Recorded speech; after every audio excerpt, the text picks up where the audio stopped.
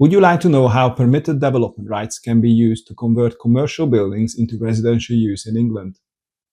On paper, the scheme often looks very attractive. No full planning application, fast-track approval, and strong demand for homes. But in reality, commercial to residential conversions are also where we see some of the biggest hidden risks.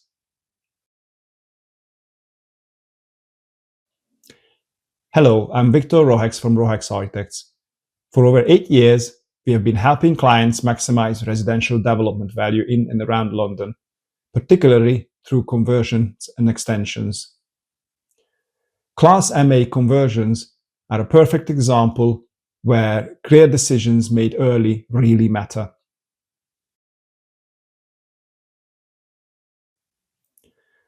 Class MA permitted developments allow use Class E commercial buildings, typically offices, shops, gyms, cafes, etc., to be converted into residential homes use Class C3 without full planning permission. In practice, this is mostly commonly used to convert disused office buildings into apartments. And when the building is right, this route can work very well. But it's not a free pass. Since 2021, all homes approved under permitted development must comply with the national space standards. This has fundamentally changed how these schemes are assessed.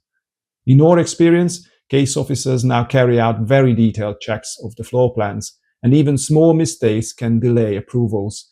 That's why we routinely prepare unit-by-unit compliance checklists, both to review our own work and to make sure that the officer's work is going to go as easy as possible. This isn't bureaucracy, this is risk management. Another critical matter is high-risk building status. A 7-story office building might be perfectly manageable today, but once converted into residential use, it will become a high-risk building under the Building Safety Act.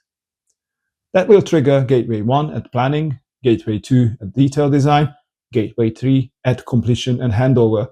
Each gateway adds time, cost, and complexity. If this isn't factored into your appraisal early, the numbers can unravel very quickly. Fire regulations for offices and residential buildings are very different as well. An existing office layout might be fully compliant today, but completely inadequate once converted into residential use. Common issues include the need for additional stairs, requirement for evacuation lifts, particularly in London, and the dimensions of existing stairs that don't comply with current building regulations. It's not impossible to get approval for existing stairs, but until building control sign off, it will remain a significant design risk. Another major cost risk is the requirement for non-combustible external wall construction. For residential buildings with a story at or above 11 meters, roughly 5 stories, this requirement applies to the entire external wall build-up, not just the cladding, and not just the new elements, but the existing ones as well. So the existing facades may also need upgrading. And here's the key point many developers miss. You cannot confirm the true wall build-up without intrusive surveys. These surveys are essential before you exchange contracts or commit to the conversion strategy. Skipping this step could become one of the most expensive mistakes you will make.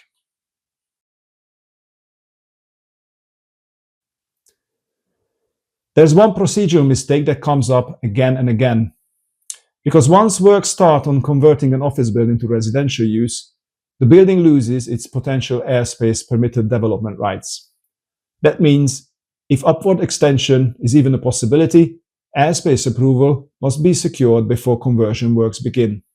Get this sequence wrong, and the valuable future opportunity will vanish.